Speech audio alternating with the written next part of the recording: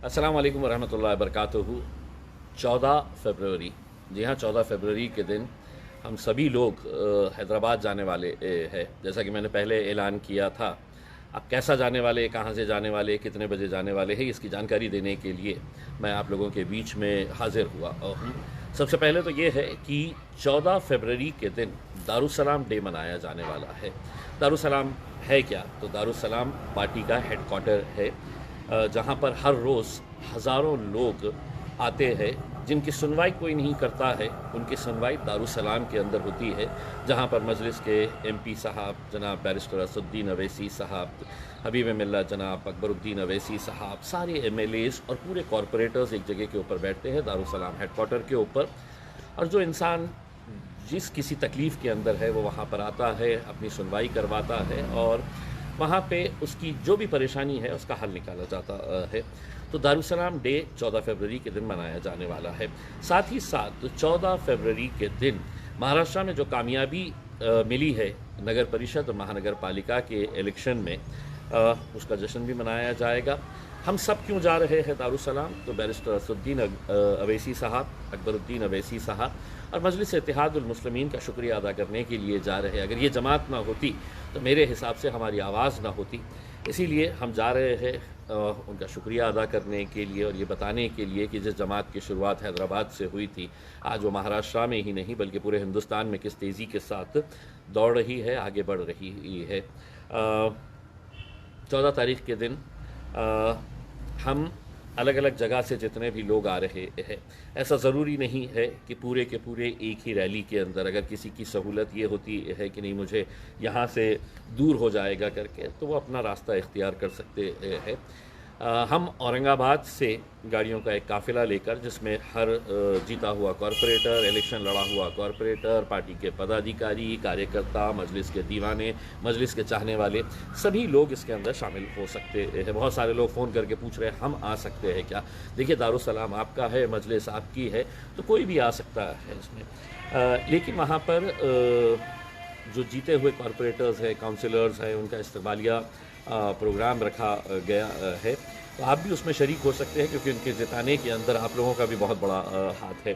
14 तारीख के दिन सुबह 6 बजे हम औरंगाबाद के आम खास मैदान के ऊपर जमा होंगे, जो जामा मस्जिद के सामने है, अपनी अपनी गाड़ियों के साथ। जामा मस्जिद के सामने आम खास मैदान पे गाड़ियाँ खड़ी रहेगी और हर गाड़ी के ऊपर मजलिस का झंडा रहेगा। मजलिस के झंडे के साथ तिरंगा झंडा भी हम लगाएंगे और ये एक काफ़िले के तौर के ऊपर गाड़ियों की एक रैली की शक्ल के अंदर हम औरंगाबाद से बीड़, उस्मानाबाद, नलदुर्ग, तुलजापुर, उमरगा, तुलजापुर, ज़हीराबाद होते हुए हम हैदराबाद जाएंगे। अब इतना बड़ा सफ़र है तो बीच में एक ब्रेक तो बनता ही है।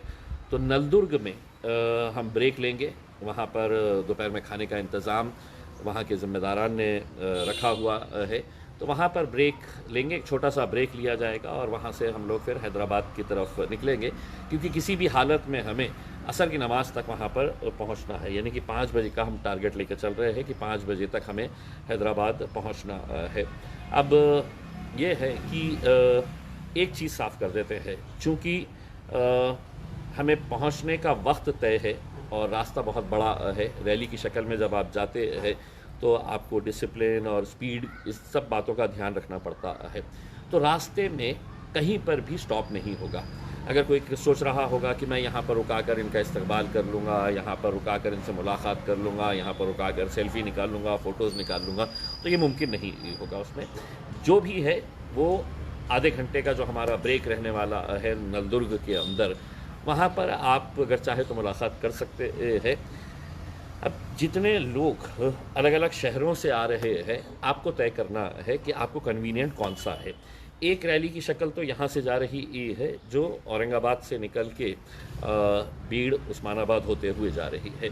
अगर किसी को ऐसा लगता है कि मुझे बीड़ करीब होता है तो आप बीड़ से ज्वाइन हो सकते हैं। किसी को लगता है कि मैं उस्मानाबाद मेरे लिए करीब होता है तो आप अपना रास्ता इख्तियार करके उस्मानाबाद आ जाए। लेकिन जब वहाँ पर गाड़ियाँ लेकर आए तो इस बात का ख्याल रखें कि गाड़ियाँ एक के पीछे एक लगाई जाए रास्ते के ऊपर। हमारी रैली की वजह से किसी दूसरे को तकलीफ़ ना हो, इस बात का पूरा ध्यान रखना चाहिए और हम रखेंगे। इनडिसिप्लिन हम किसी भी तरीके से बर्दाश्त नहीं करेंगे। जो पार्टी के जितने भी ऑर्गेनाइजर्स है जो इसकी तरतीब बताएंगे कि कैसा करने का है करके, तो उसको फॉलो करना होगा।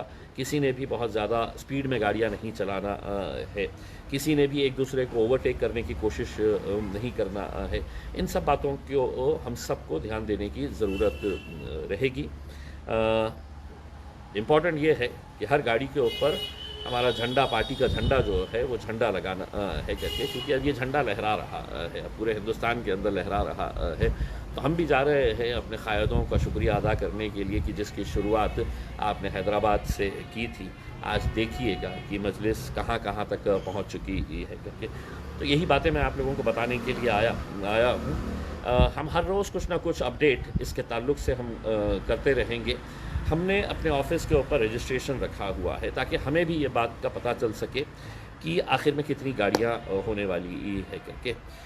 तो वो रजिस्ट्रेशन की वजह से हमें आसानी ये होगी कि हैदराबाद जब पहुँचेंगे तो गाड़ियों की पार्किंग का भी इंतज़ाम करना है।